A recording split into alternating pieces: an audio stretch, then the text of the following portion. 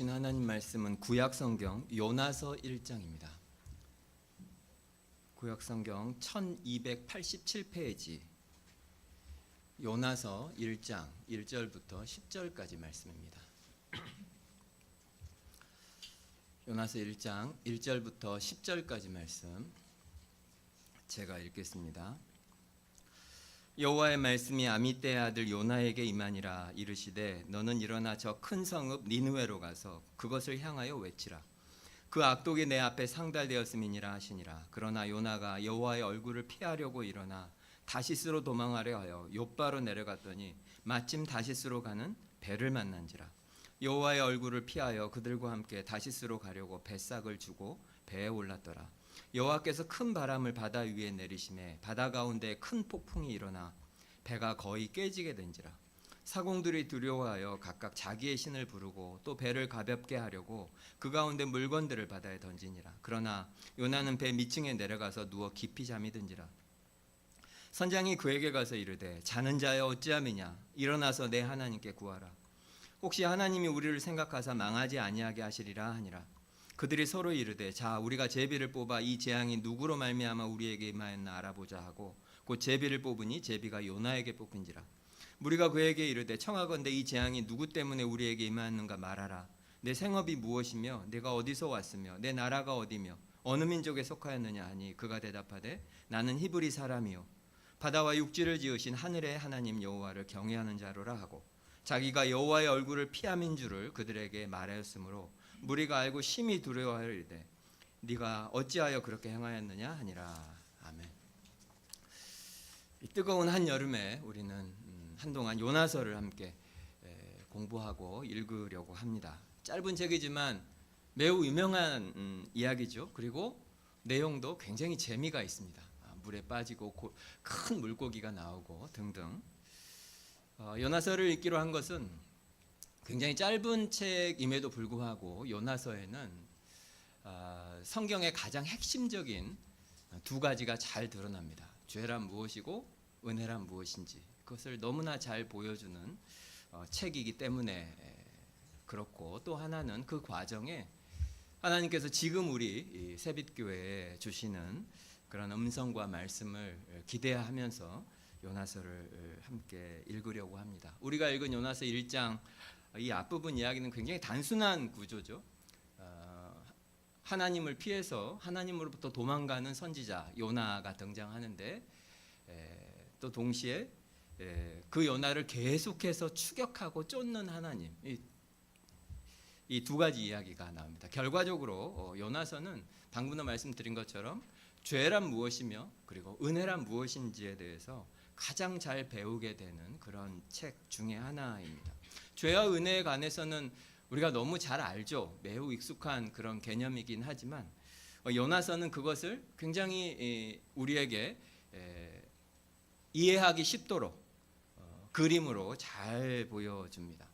요나서가 보여주는 죄는 결국 하나님으로부터 한 인간이 도망하는 것, 하나님의 얼굴을 피해서 하나님이 없는 삶을 추구하며 하나님으로부터 멀리 도망하는 것, 그것이 죄라면 그럼 은혜란 하나님께서 그런 죄인을 포기하지 않고 끝까지 추격해서 결국 그에게 합당하지 않은 진짜 생명을 주시는 것, 그것이 바로 은혜입니다. 도망하는 것과 추격하는 것, 죄와 은혜, 그것이 오늘 잘 드러납니다. 창세기를 보십시오. 에덴 동산에서 아담과 하와가 하나님께 범죄했을 때 그들이 가장 먼저 한 것이 무엇입니까? 하나님을 피하는 것입니다. 하나님의 낯을 피하려고 하는 거죠. 숨는 거예요. 하나님에게서. 그리고 그것은 아담 안에서 모든 사람 속에 여전히 본성 깊은 곳에 남아 있습니다. 여기 있는 우리들도 당연히 정도의 차이는 있겠지만 우리 모두는 우리의 본성 속에 여전히 하나님의 낯을 피하고 하나님의 얼굴을 피하고 하나님으로부터 멀어지고 싶어하는 그런 본성이 여전히 우리 속에도 있습니다. 우리가 하나님과 바른 관계를 가지려면 제일 중요한 것 중에 하나는 나 자신에 대한 지식입니다. 나는 누구인가라고 생각하는 거예요. 나에 대해서 내가 어떤 이미지를 가지고 있는가. 예를 들어 오늘 아침에 우리는 예배하기 위해서 예배당에 이렇게 모였는데 여러분은 오면서 여러분 자신에 대해서 어떻게 생각하고 여기 오셨습니까? 여러분 자신에 대해서 어떤 이미지를 가지고 계시나요? 지금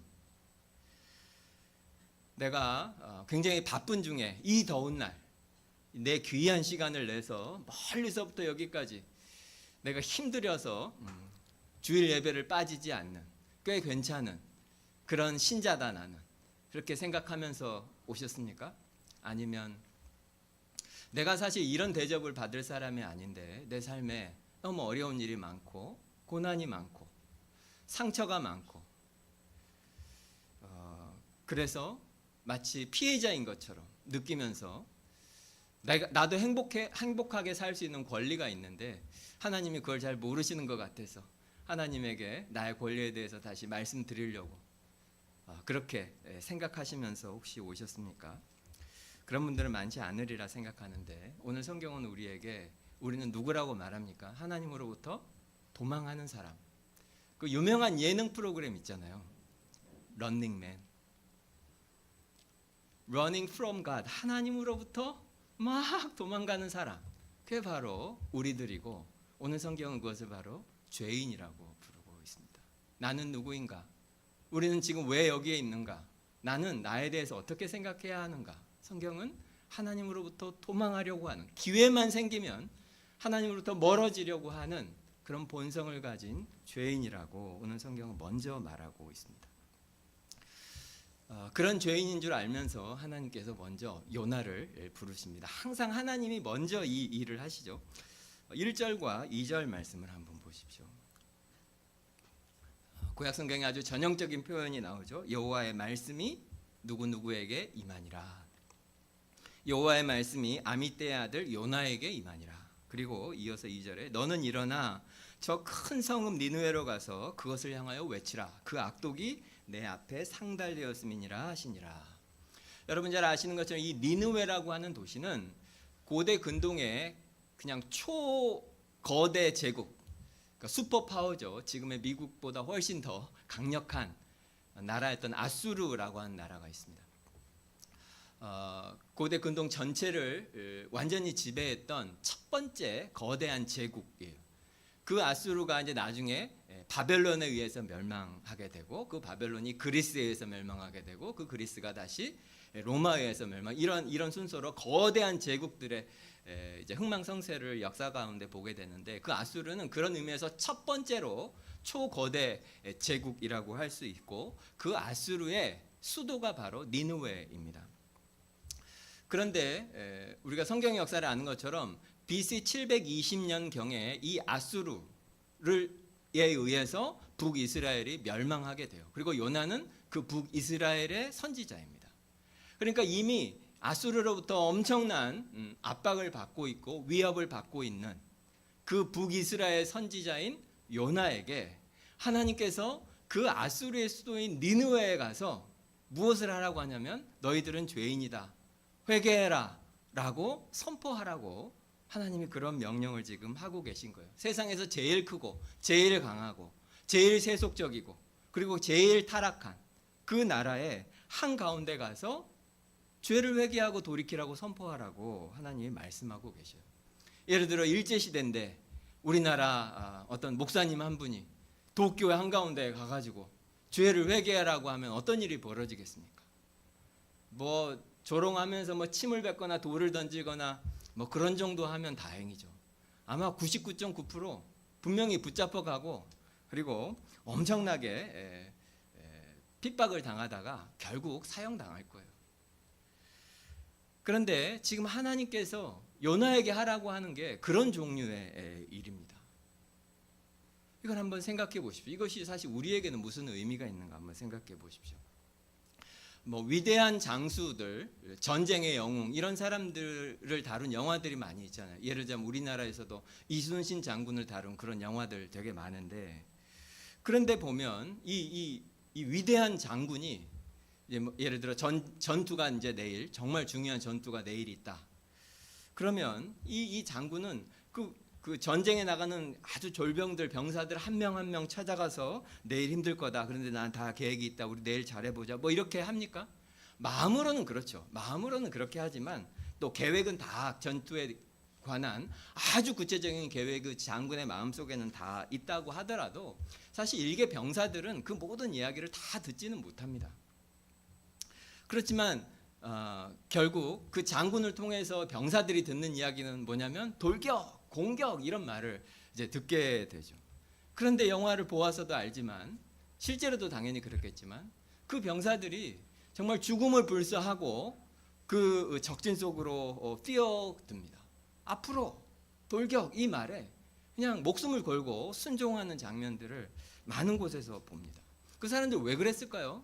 너무 당연하지만 그 장군을 믿는 거예요. 그동안 이순신 장군과 수도 없이 많은 전투를 해왔고 그때마다 보여주었던 이 장군의 능력과 지혜와 그 전투에 능한 그분을 이제 아는 거죠. 이분은 절대로 우리를 자신의 안위를 위해서 그냥 전쟁터에 그냥 도구로 우리를 버리는 분이 아니다. 그래서 그것을 믿고 이분의 전쟁에 관한 능력과 우리를 위한 마음과 충정과 이 모든 것을 믿고 그분이 명령하시는 대로 그냥 뛰어나가는 겁니다. 때때로 하나님께서 우리에게도 그렇게 하실 때가 많죠. 여러분 삶을 돌아보십시오. 하나님께서 우리에게 무엇인가 말씀하실 때 불러서 자세한 설명을 해주시면서 또 위로와 격려와 이런 것을 주시면서 네가 꼭 이렇게 해줬으면 좋겠다. 하나님이 그렇게 말씀하실 때가 많습니까? 정반대가 많죠. 오히려 그런 위로와 격려와 설명도 없이 굉장히 어려운 일을 하게 하실 때가 있습니다. 어느 모로 보나 실패할 가능성이 너무 높아 보이는 그런 일을 하게 하실 때가 많습니다. 어느 모로 보나 이 일은 비이성적이고 심지어 거의 자살행위나 다름없는 그런 일을 하라고 할 때도 있습니다. 아브라함에게도 그러셨잖아요. 어느 날 하나님께서 아브라함에게 오셔서 뭐라고 하죠? 네가 네 아들 독자 이삭을 내가 얼마나 사랑하는 줄 아는데 네 아들 그 독생자 아들 이삭을 번제로 바쳐라 이렇게 말씀하십니다. 창세기 22장의 그 장면들을 다시 읽어보십시오. 하나님께서 어떤 설명도 하지 않으시고 그리고 위로도 하지 않으십니다. 물론 문맥을 보면 하나님께서 아브라함이 어떤 마음인지 다 알고 계시는 것을 추정할 수 있지만 아브라함에게 직접 그런 말씀을 하지는 않으셔요. 그런데 결국 아브라함이 어떻게 합니까? 그 말씀에 순종합니다. 왜 그랬을까요? 이 긴 이야기를 짧게만 말씀드리면 결국 하나님을 믿었기 때문입니다. 하나님의 성품을 정말로 믿었기 때문이에요. 하나님이 하시는 모든 일은 절대로 악이 없으시다. 온 세상의 선과 악을 나누시는 최종적인 심판자가 하나님이신데 그 공의로우신 하나님이 하는 일 중에 절대로 사람을 억울하게 하는 일은 없을 것이다. 그리고 무엇보다 나는 나의 하나님을 안다. 하나님이 나에게 주신 그 약속을 내가 알고 무엇보다 나의 삶 동안 하나님이 내 삶에 해주셨던 그 일들을 나는 지금 다 기억하고 있다. 그래서 지금 하나님의 이 명령이 결국 어떤 결과를 맞을지 나는 잘 모르지만 나는 말씀대로 한다. 그것이 아브라함 속에서 벌어졌던 그런 생각이었고 결론이었어요. 하나님께서 죽음이 너무 명백해 보이는 그런 전장 속으로 돌격 이런 명령을 했을 때 아브라함은 하나님을 믿고 하나님의 성품을 믿고 하나님의 지혜를 믿기로 결심합니다. 하지만 오늘 요나는 어떻게 하죠? 요나는 그 명령 앞에 자신의 생각을 믿기로 합니다. 자신의 지혜를 믿기로 하고 무엇보다 자신의 감정에 완전히 매몰되어 버립니다. 우리에게도 이런 경험들이 있으시죠? 하나님께서 이런 말씀을 하실 때가 있습니다. 우리가 생각해 보지도 못했던 일, 혹은 너무 불가능해 보이는 일, 또는 어렵고 전망이 없는 일, 이렇게 하면 너무나 안 되는 것으로 다 판명이 된 일, 이 세상에서는.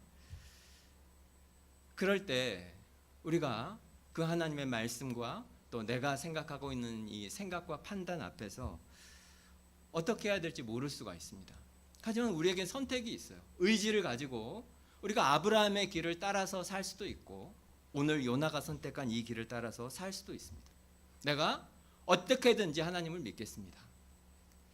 내가 하나님의 이 명령, 이것을 내가 잘 할 수 있을지는 모르겠지만 난 최소한 불순종하진 않겠습니다.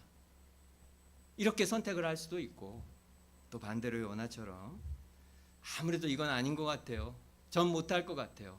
저는 다시스로 가겠습니다. 이런 선택을 할 수도 있습니다. 우리 모두 앞에 사실은 굉장히 자주 이런 선택이 있죠. 하나님은 우리가 아브라함처럼 하기를 원하십니다. 하나님의 성품과 하나님의 지혜와 그리고 하나님의 능력과 이 모든 것을 우리가 믿고 그것을 피난처로 삼기를 하나님은 원하십니다. 이순신 장군이 위대한 장군이지만 불완전한 인간이잖아요. 근데 그 장군을 믿고도 목숨을 거는 사람들이 그렇게 많은데 이순신 장군과 하나님을 비교할 수가 있습니까? 하나님은 실수가 없는 분이십니다. 하나님은 전지하신 분이시고 전능하신 분이십니다. 하나님이 우리에게 무엇인가 명령하시면 이순신 장군의 명령과는 비교할 수가 없는 분이죠. 그런데 어떻게 우리가 그 하나님을 믿지 못할 수가 있겠습니까? 너무 단순한 거지만 하나님은 오늘 요나에게 그런 부르심으로 부르고 계십니다. 그리고 이것은 우리 모두를 향한 부르심이기도 합니다. 하나님을 정말로 믿을 것인가? 그래서 전망이 없고 소망이 없고 그리고 모든 것이 좋아 보이지 않은 그 길을 순종하면서 갈 것인가? 그 부르심을 요나뿐이 아니라 오늘 우리에게도 부르고 계셔요. 그런데 그 하나님의 부르심에 요나가 어떻게 반응하죠? 도망갑니다. 3절을 보십시오. 요나가 여호와의 얼굴을 피하려고 일어나 다시스로 도망하려 하여 욥바로 내려갔더니, 요나가 하나님을 피해서 도망가는데 사실 요나는 자기가 절대로 하나님을 피해서 도망할 수 없다는 것을 압니다. 알아요. 9절을 보십시오. 나는 히브리 사람이요 바다와 육지를 지으신 하늘의 하나님 여호와를 경외하는 자로다. 이건 믿음의 고백이 아니고 하나님이 누구이신지 안다는 거예요. 하나님 누구십니까? 바다와 육지를 만드신 창조자입니다. 하나님이 온 세상을 만드신 분이에요. 그래서 하나님은 모든 곳에 계셔요. 새벽 날개를 치며 바다 끝에 거한다고 해도 여전히 거기에 하나님이 계신다고 하는 것을 요나는 압니다. 다 아는데 그럼 이게 무슨 의미가 있습니까? 이 도망이. 이 요나의 도망이 어떤 의미가 있는지를 성경은 매우 잘 표현해 주고 있어요. 3절 앞부분에 요나가 여호와의 얼굴을 피하려고 일어나 이렇게 표현하고 있잖아요. 요나가 피하려고 하는 것은 하나님의 얼굴입니다. 하나님의 얼굴. 이건 매우 중요한 의미가 있어요. 우리가 많이 배운 건데 이미 성경에서 하나님의 얼굴이라고 하는 이 표현은 하나님의 얼굴 앞 이런 표현이죠. 사실 이것은 공간적인 의미가 있는 것이 아니고 관계적인 의미가 있는 단어입니다. 모세가 불타는 떨기나무 가운데서 하나님을 만났죠. 하나님의 얼굴을 대하게 되었습니다. 이후에 모세가 이제 하나님을 만나고 싶을 때 다시 그 떨기나무를 찾아가서 거기서 하나님을 찾았습니까? 그렇지는 않죠. 떨기나무가 있는 그 공간, 그것 자체가 하나님의 임재를 제한하고 있는 것이 아니고 하나님의 임재 속에서 하나님의 얼굴을 보고 하나님과 그런 친밀한 관계가 되었다는 의미입니다. 오늘 요나가 3절에서 여호와의 얼굴을 피하여 도망했다라고 하는 것은 공간적으로 하나님이 계시지 않는 곳으로 요나가 피하려고 했다라는 뜻이 아니다. 요나는 이미 알아요. 인간은 절대로 공간적으로 하나님이 없는 곳으로 피할 수가 없어요. 왜냐하면 그런 곳은 존재하지 않기 때문에. 여러분의 가장 은밀한 어떤 방, 모든 사람의 시선으로부터 차단된 방이라고 하더라도 그 공간 속에 하나님이 계시지 않는 곳은 없습니다. 단지 요나가 하려고 하는 것은 관계적으로 하나님으로부터 도망가려고 하는 거예요. 하나님이 내 앞에 계시고 코람 데오, 하나님이 내 앞에, 내가 전 존재가 하나님 앞에 있는, 그래서 모든 순간에 나는 하나님을 의식하고 하나님이 내 삶의 중심이 되고 하나님과 우리가 매우 친밀한 관계가 되는 그런 경험, 그것이 바로 하나님의 얼굴 앞에 있다는 그런 의미입니다. 이것을 다른 말로 하나님을 만났다 이렇게 표현하기도 하고 하나님의 얼굴을 대면한다, 이런 표현이 다 이런 거예요. 우리 마음의 중심에, 내 존재 전체의 중심에 하나님이 계신다. 요나가 도망하려고 하는 것은 바로 그것으로부터 도망하려고 하는 거죠. 더 이상 내가 하나님 중심으로 살지는 않겠다. 더 이상 내 삶에 하나님이 이래라 저래라 하는 그 하나님의 말씀과 하나님의 뜻대로 내가 살고 싶지 않다. 하나님의 말씀에 신경 쓰지 않고 나는 살고 싶다. 그런 거예요. 하나님의 뜻과 하나님의 부르심, 그런 것으로부터 도망하는 거죠. 요나는 하나님께서 니느웨에게 전달하고 싶어하는 그 말씀을 요나에게 하나님이 주셔서 그것을 전달하는 사람입니다. 이게 뭐 하는 사람이죠? 구약의 직분 중에 선지자입니다. 선지자. 선지자는 하나님이 전달하고 싶어하는 그 말씀을 특정한 사람에게 주어서 하나님이 보내신 사람들에게 가서 그 말을 전달하는 사람이 선지자예요. 굉장한 부르심입니다. 구약 성경에 나오는 세 가지 가장 특별하고 귀한 직분 중에 하나예요. 하나님께서 특별히 기름 부어서 선지자로 택하신 겁니다. 하나님의 주신 소명이고 하나님의 부르심이에요. 그런데 하나님이 그렇게 불렀는데, 하나님이 택해서 그런 소명과 사명을 주었는데 그렇게 살지 않겠다는 겁니다. 그걸 안 하겠다는 거예요. 그러면서도 하나님의 임재에서 벗어날 수 없다는 것도 알아요. 그러니까 선택이 뭐죠? 니느웨가 아닌 다른 곳으로 가는 겁니다. 이런 삶은 필연적으로 비참할 수밖에 없어요. 우리도 마찬가지지만 하나님을 부정하고 배교하고 마치 세상 사람들처럼 여러분 살 수 있습니까? 못 살죠. 우리는 더 이상 그렇게 살 수 없습니다. 하나님을 떠나서는 살 수가 없어요. 그런데 하나님이 나에게 맡기시는 그 부르심과 소명대로 사는 것도 너무 불순종하고 싶어요. 그런 삶은 어렵고 비참할 수밖에 없습니다. 결국 실제적으로 요나가 어떤 선택을 합니까? 욥바로 가서 다시스로 가는 배를 타는 거예요. 다시스가 어디인지 아십니까?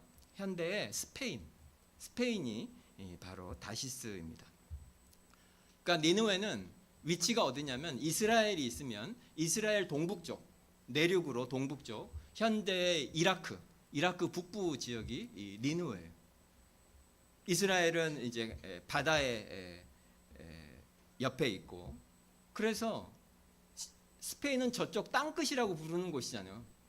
그 당시에 땅끝이 스페인이라서 지금 요나 생각에는 니느웨 반대편으로 갈 수 있는 가장 먼 곳, 그것이 바로 다시스고 거기로 가려고 하는 거예요. 3절에 다시스로 도망하려 하여 욥바로 내려갔더니 마침 다시스로 가는 배를 만난지라. 예전에도 한 말씀드린 적이 있는데 여기서 제일 흥미로운 구절이 마침이죠. 마침. 굉장한 말씀입니다. 이 안에 무한히 많은 것들이 들어있습니다. 마침. 우리가 하나님으로부터 도망하려고 하면 내가 하나님의 능력과 지혜와 성품과 그걸 믿지 않고 내 감정과 내 지혜를 믿기로 그렇게 하면 우리를 도와줄 것들이 항상 대기하고 있다는, 언제나 우리를 하나님으로부터 멀리 달아나게 해줄 사람, 배, 이것이 항상 거기 있다는 것입니다.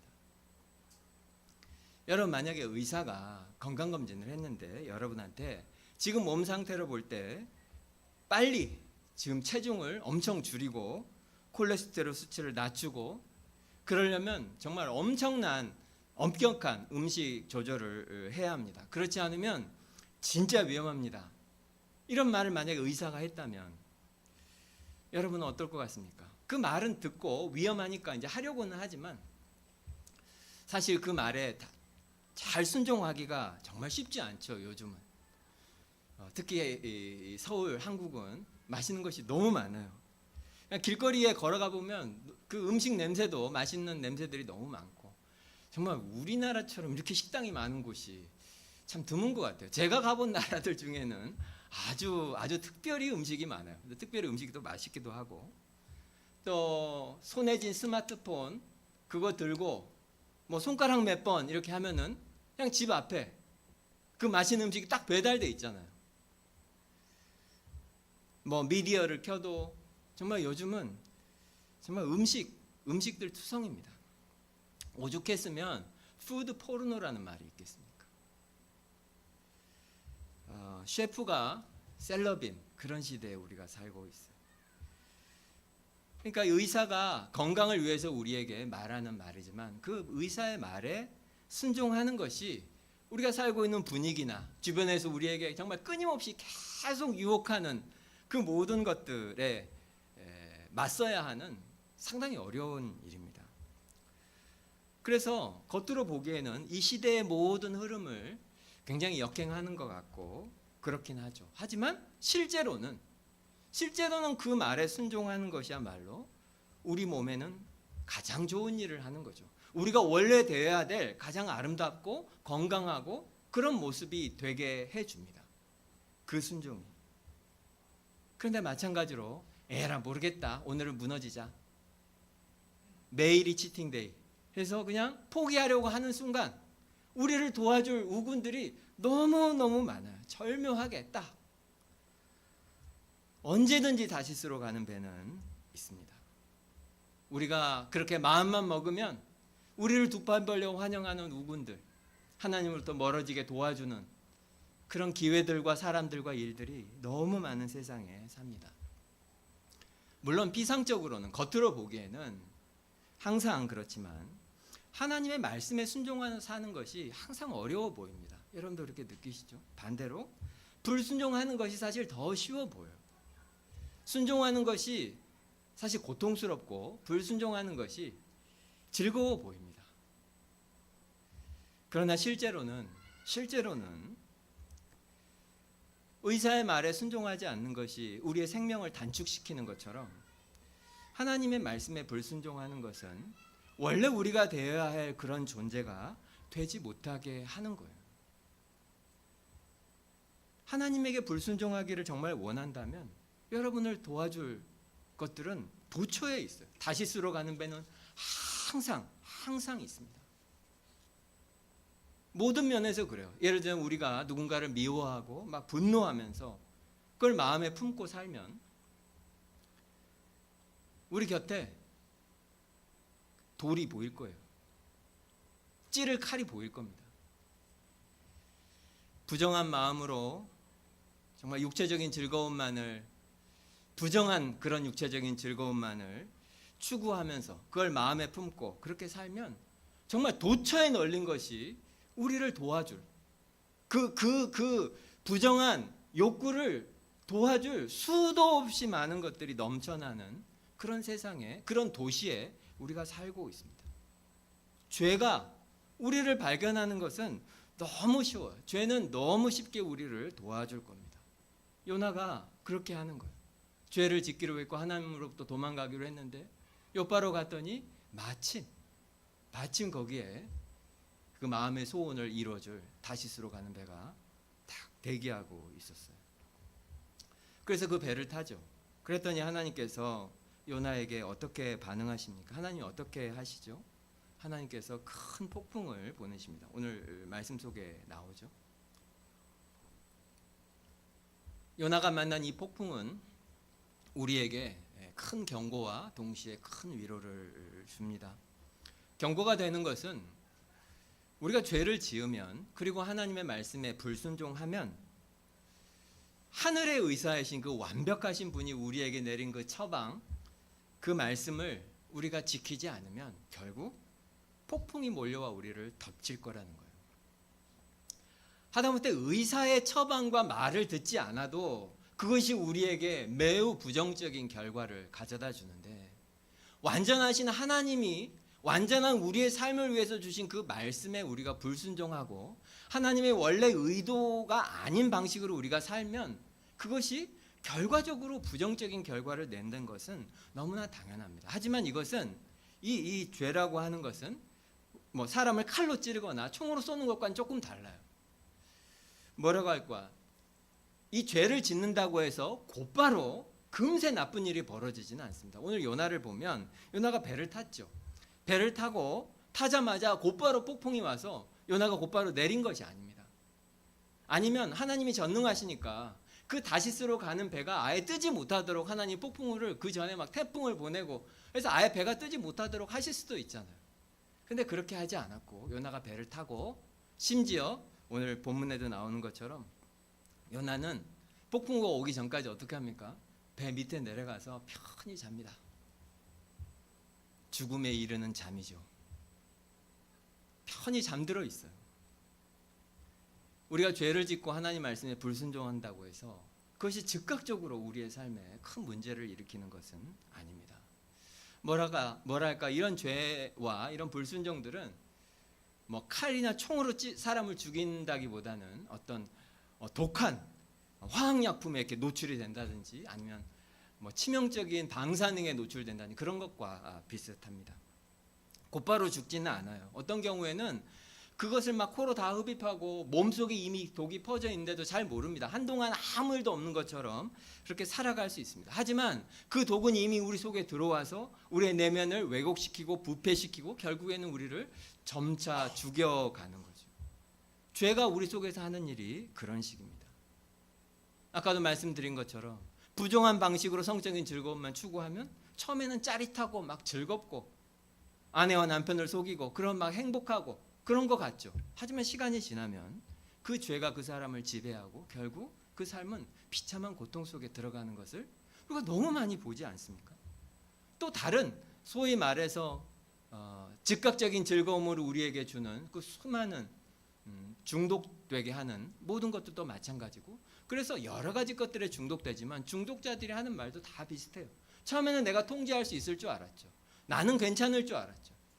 하지만 그것이 어느 순간 되면 도저히 자기 스스로는 통제할 수 없는 지경에 이르러서 자기가 주인이 아니라 노예가 되고 그 끝은 비참한 고통이 되는 경우들을 우리가 수도 없이 봅니다. 사실 이것은 어떤 중독에 걸린 사람만 그런 게 아니에요. 나랑은 상관없다 그렇게 생각하지 마십시오. 왜냐하면 죄는 그 특성상 모든 죄가 다 똑같습니다. 죄는 다 비슷해요. 아까도 말씀드린 것처럼 누군가를 미워하고 막 그러면 머릿속에 계속 그 사람이 뭔가 잘못된 걸 상상하고 복수한 상상을 하고 그러면 마음속에 막 그 상상을 하면 기쁘고 보복이 상상 속에서는 될지 모르지만 계속 그렇게 살아가면 결국 자기 자신이 그 고통의 감옥 속에 벗어나지 못하고 어려워지죠. 죄는 오늘 여기 있는 이 폭풍을 꼭 동반하게 되어 있습니다. 죄라고 하는 것은 절대로 혼자 오지 않고 이 죄를 뒤따르는 어두운 무리들이 있어요. 그리고 이것은 절대로 피할 수도 없고 절대로 이길 수도 없습니다. 제가 정말 두려운 마음으로 말씀을 드리는데 우리가 하나님이 기뻐하시지 않는 일을 하고 있고 스스로도 이것이 죄라는 걸 알아요. 그런데 그것이 지금 현재 내 삶에 어떤 문제를 만들지 않고 지금 나한테 부정적인 결과가 없다고 해서 그것을 절대로 가볍게 여기시면 안 됩니다. 죄는 필연적으로 꼭 어두운 대가가 따릅니다. 제가 여러분한테 지금 저주하면서 드리는 말씀이 아니에요. 성경의 원리가 그래요. 하나님은 절대로 죄를 없었던 것으로 여기시는 분이 아니에요. 그리고 죄라고 하는 것은 특성상 하나님이 창조하신 원리, 그것을 어기는 거기 때문에 이건 필연적으로 균열을 내게 돼 있고 필연적으로 문제를 만들고 망가뜨리게 되어 있습니다. 절대로 그냥은 안 됩니다. 대가가 따릅니다. 폭풍우처럼. 하지만 우리에게는 기쁜 소식이 있죠. 다음 주에 더 깊이 보겠지만 기쁜 소식은 뭐냐면 그 폭풍우 가운데 대가를 이 요나가 치르게 되죠. 결국 요나가 배 밖으로 던져지게 돼요. 하지만 이 스토리를 아는 것처럼 그 거대한 폭풍 속에 무엇이 있었습니까? 큰 물고기가 있었습니다. 우리가 사사기 지난 봄 동안 계속 공부했는데 그때 배웠던 가장 중요한 요소 중에 하나는 하나님께서는 그의 백성들이 이 하나님을 떠나 도망하고 우상을 섬기고 죄 가운데 있을 때에 마치 잠든 요나를 하나님께서 이 폭풍우를 통해서 깨우실 때처럼 하나님께서는 계속해서 그들이 죄로부터 다시 벗어나서 영적인 잠에서 깨어나서 하나님을 다시 바라보고 하나님을 섬기도록 하나님께서 어려운 일들을 보내십니다. 이방의 민족들을 일으켜 세워서 이스라엘을 침략하게 하고 때로는 죽게 만들기도 하고 때로는 기근에 고통당하게도 하고 그들의 압제 가운데 신음하면서 하나님을 찾도록 만들기도 합니다. 우리는 그것을 하나님의 각성시키는 고난이라고 배웠습니다. 기억하시죠? 그런 의미에서 우리에게는 기쁜 소식이 있습니다. 우리에게는 기쁜 소식이 있습니다. 하나님께서 우리에게 예수 그리스도 안에 하나님이 택한 백성인 그분의 자녀인 우리에게 하나님이 폭풍을 보내실 때 그 폭풍은 절대로 우리를 파괴하고 죽이는 폭풍이 아닙니다. 이것은 잠든 요나를 깨우시기 위해서 보내시는 폭풍입니다. 하나님이 우리를 파괴하려는 것이 아니고 진짜 우리가 그런 사람이 되도록, 아까도 말씀드린 것처럼 선지자는 하나님께서 그에게 말씀을 주셔서 그 하나님께로 받은 말씀을 가지고 그 말씀을 들어야 하는 사람들에게 가서 그들에게 하나님의 말씀을 전달하는 사람이 선지자입니다. 만약에 이 선지자가 그 말을 전하지 않으면 그 사람들이 어떻게 하나님의 말씀을 듣겠습니까? 이 귀하고 이 아름다운 사역을 할 수 있는 진짜 그런 사람이 되도록 하려고 하나님이 의도하신 일이 바로 폭풍입니다. 그래서 이 일을 통해서 하나님이 원래 우리에게 의도하셨던 그런 사람이 되게 하려고 하나님께서 폭풍우를 주시는 거예요.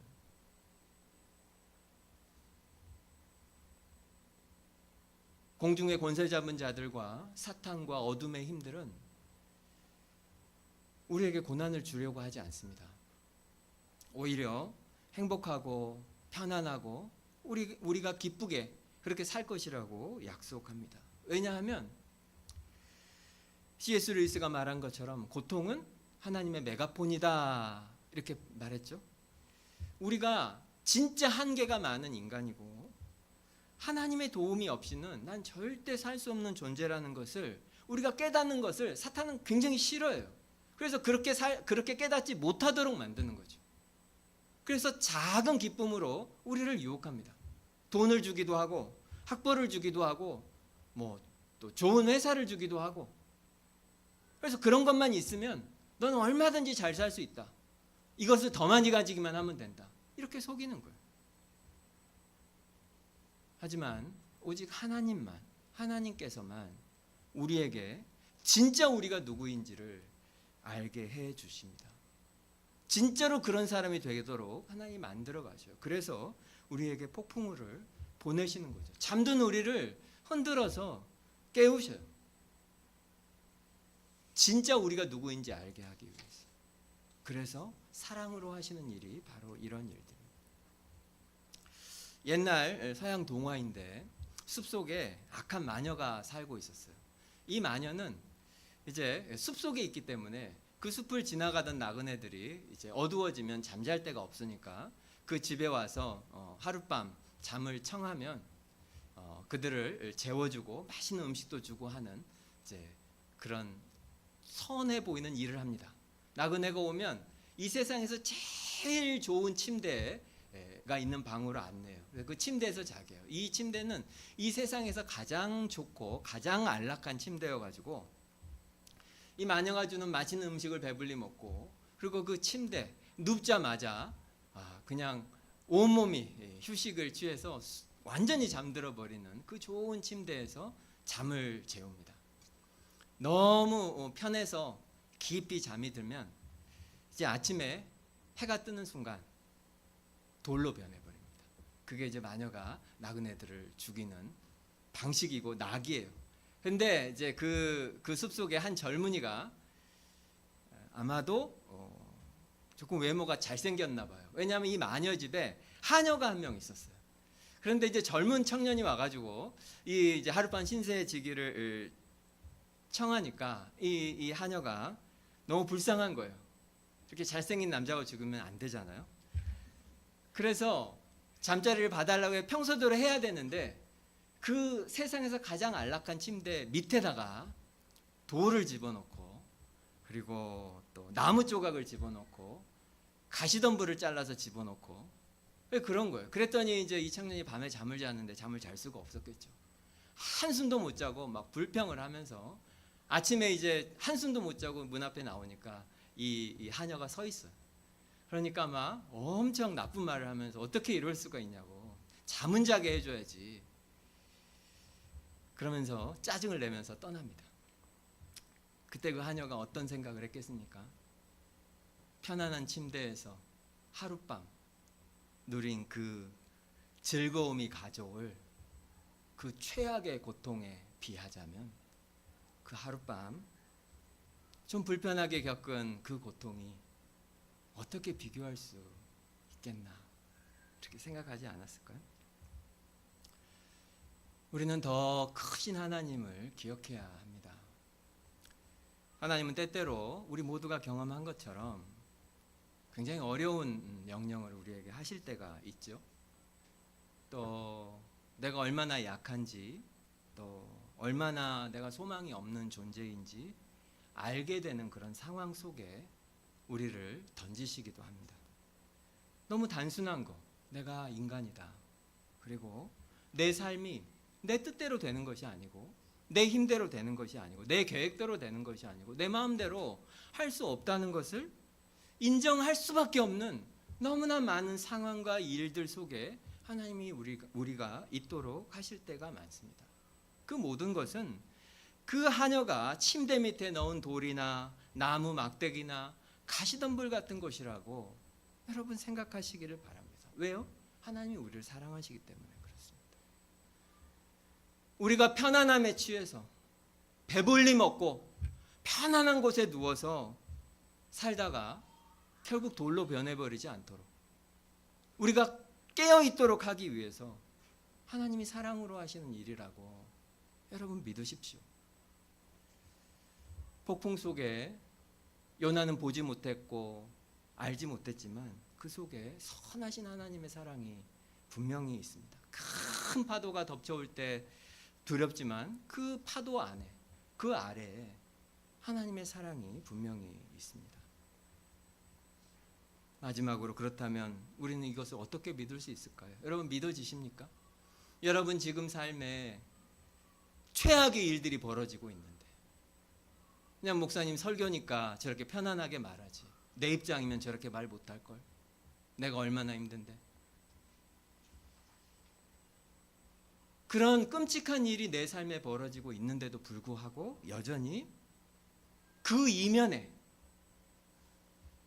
이것이 나를 죽이고 멸망시키려는 것이 아니라 하나님께서 나를 진짜로 사랑하고 계시고 이 모든 일을 통해서 지금 나를 돕고 계시고 나를 돌보고 다듬어서 진짜 하나님이 원하시는 그런 아름다운 사람이 되도록 하나님이 하고 계신다고 하는 것을 우리가 어떻게 믿을 수 있습니까? 성경은 믿을 수 있다고 말하고 그것은 바로 진짜 요나이신 예수님 때문이라고 말합니다. 오늘 요나는 그림자예요.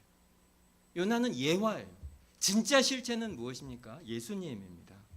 진짜 요나이신 예수님은 하나님의 그 진노의 바다에 던져져서 물고기가 구해 주기는커녕 거기서 그냥 죽으십니다. 십자가에 죽으십니다.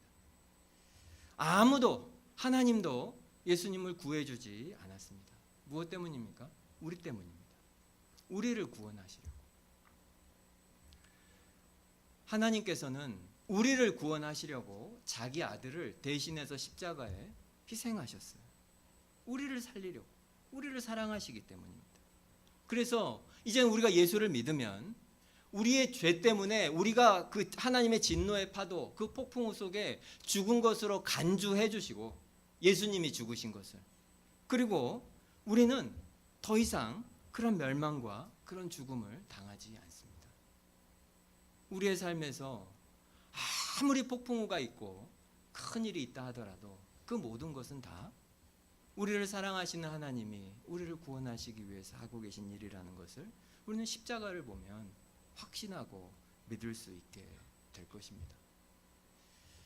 사실 어려움이 없는 인생이 어디 있으며 여러분 모두에게도 단 한 분도 예외 없이 쉽지 않은 일들이 다 있으시겠죠. 다시 말씀드리지만 우리가 할 일은 끝까지 하나님을 믿는 겁니다. 끝까지 믿으십시오. 끝까지 하나님을 신뢰하십시오. 아무리 큰 폭풍우가 있고 아무리 거대한 파도가 있다 하더라도 그 파도 아래 분명히 하나님의 사랑이 분명히 있습니다. 그리고 그 사랑이 우리를 분명히 구원할 것입니다. 하나님을 끝까지 믿는 우리 모두가 되기를 간절히 바랍니다. 기도하겠습니다.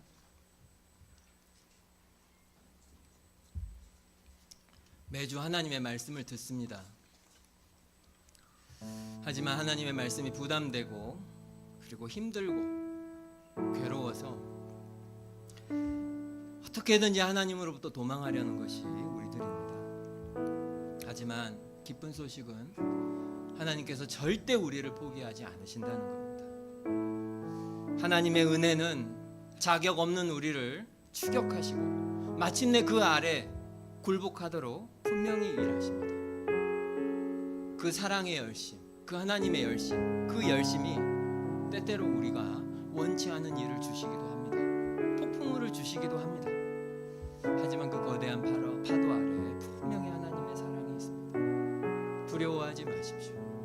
물론 고통스럽고 힘들지만 절대로 우리를 멸망시키려는 것이 아니고 우리를 깨우시려는 거예요. 깨어나야 합니다. 우리 말씀을 기억하시면서 두 가지를 기도하면 좋습니다.